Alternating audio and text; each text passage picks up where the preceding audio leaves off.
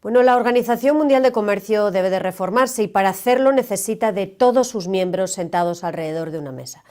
Es complejo, cualquier negociación multilateral es compleja porque necesita del aporte de todos sus miembros, no solamente de los grandes, que evidentemente son esenciales, Unión Europea, China, Estados Unidos, Japón, Canadá, México, pero también de sus países intermedios como Suiza, como Chile, como Colombia, como Corea y otros más pequeños, muchos en el continente africano. Todos ellos tienen que aportar porque todos ellos tienen que ser parte de la solución para que esta solución sea legítima y pueda ser aplicada por todos ellos.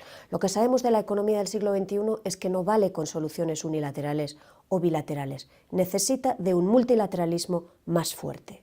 No, yo no creo que la Organización Mundial de Comercio como organización esté obsoleta y los eventos de estos últimos meses nos dan la razón. La organización es más necesaria que nunca. Lo que está obsoleta quizás es su agenda de negociación y lo que quizás esté un poquito obsoleto es su método de negociación. ¿Qué quiero decir con eso? Agenda de negociación. La organización debe también tratar de la agenda digital, que es la economía del siglo XXI, del comercio electrónico, que hoy es más del 14% del comercio internacional. Con respecto al método de negociación, es cierto que tradicionalmente la organización dividía a sus miembros entre países ricos y países pobres. Eso podía ser cierto hace 60 años, pero hoy hay una multitud de ricos y una multitud de pobres en grados diferentes. Hay lo que yo llamo 200 grados de gris, y lo que hay que buscar es que la organización se ajuste a esta nueva realidad económica de miembros con distintas capacidades para aceptar compromisos en esta organización. Bueno, después de una primera reacción inicial donde los medios de comunicación decían, bueno, en realidad los Estados Unidos están tomando medidas unilaterales contra China, pero esto no tiene gran reflejo en el mercado. Hemos visto cómo poco a poco los mercados, es decir, las empresas, es decir, la confianza de los actores económicos se ha ido degradando hasta llegar al punto de una revisión bastante seria a la baja por parte del Fondo Monetario Internacional del crecimiento global. Y el Fondo Monetario Internacional y el Banco Mundial y la Organización Mundial de Comercio están avisándonos de que una parte de esta revisión se debe a la incertidumbre creada por las medidas comerciales unilaterales. Por lo tanto, tenemos que tener mucho cuidado, tenemos que ser muy cautelosos. Estamos apenas saliendo de la crisis del 2008, estábamos apenas comenzando a crecer, debemos tener mucho cuidado en tomar medidas proteccionistas unilaterales que pueden estar dirigidas contra uno o dos países, pero que acaban siendo un boomerang que afecta a todos los países, a todas las economías en el mundo. Por lo tanto, atención con las medidas proteccionistas, crean incertidumbre, la incertidumbre retrae la inversión, la incertidumbre penaliza la actividad económica y resulta en menor crecimiento, lo cual afecta a la generación de empleo que tanto necesitamos todos los países en este planeta.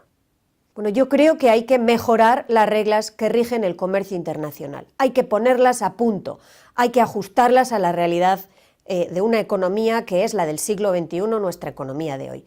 Y hay que hacerlo, yo creo, en tres campos. Campo número uno, hay que ajustar las reglas del comercio internacional a un comercio que es cada vez más digital. Por eso me parece una buena idea que un grupo de países miembros de la Organización Mundial de Comercio hayan decidido tomar la delantera y comenzar una negociación sobre comercio electrónico. ¿Cómo se van a proteger los datos de quien hoy compra online? Más del 20% de los consumidores compran hoy online. ¿Cómo se van a reconocer la validez de las firmas electrónicas? ¿Cuáles van a ser las reglas que rijan en materia de ciberseguridad? Todo ello forma parte de una primera agenda modernizadora de la Organización Mundial de Comercio. La segunda tiene que ver con reforzar y reformar las reglas que garantizan un comercio más leal. Evitar la competencia desleal con subvenciones industriales, con subvenciones en materia de servicios, con confiscación de la propiedad intelectual, con confiscación de tecnología o con obligación de transferir tecnología. Creo que ahí hay otro campo en el que debemos asegurarnos que las reglas del comercio sean justas y aplicadas y aplicables a todos sus miembros. Y el tercero tiene que ver con esta distinción de países, de manera que los compromisos que estos países adopten, ya sean un poco más ricos, ya sean un poco menos ricos, ya sean un poco más pobres, ya sean un poco menos pobres, se ajuste a su capacidad, no de ser un país rico o pobre, sino su capacidad de adoptar una serie de compromisos en esta organización que les ayuden a asegurarse que el comercio internacional permite a todos sus operadores económicos, grandes empresas, pequeñas empresas, medianas empresas, hombres empresarios, mujeres empresarias, a beneficiarse del comercio internacional.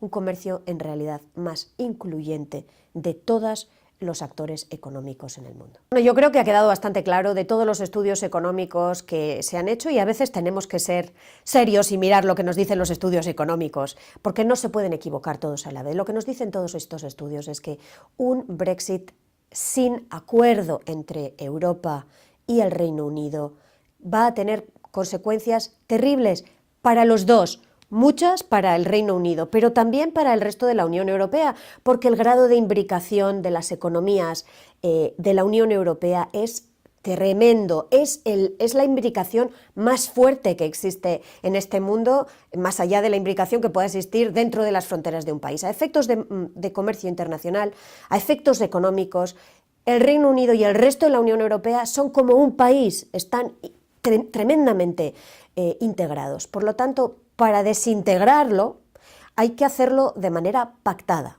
con un acuerdo. Por eso creo que es útil que ambas partes se hayan dado un poquito más de tiempo. Lo que está claro es que la pelota está en el campo del Reino Unido, lo que está claro es que es el Reino Unido quien ha pedido la salida de la Unión Europea, quien tiene que decir, tras un consenso o por lo menos un acuerdo lo más amplio posible dentro de sus fuerzas políticas, algo que en estos momentos no existe, cómo quiere organizar la salida de la Unión Europea. Por lo tanto, lo que todos debemos pedir en estos momentos al Reino Unido es que decida cuál es la fórmula que le conviene más para salirse de la Unión Europea, si es que realmente quiere salirse de la Unión Europea. Pregunta clara, respuesta en Londres.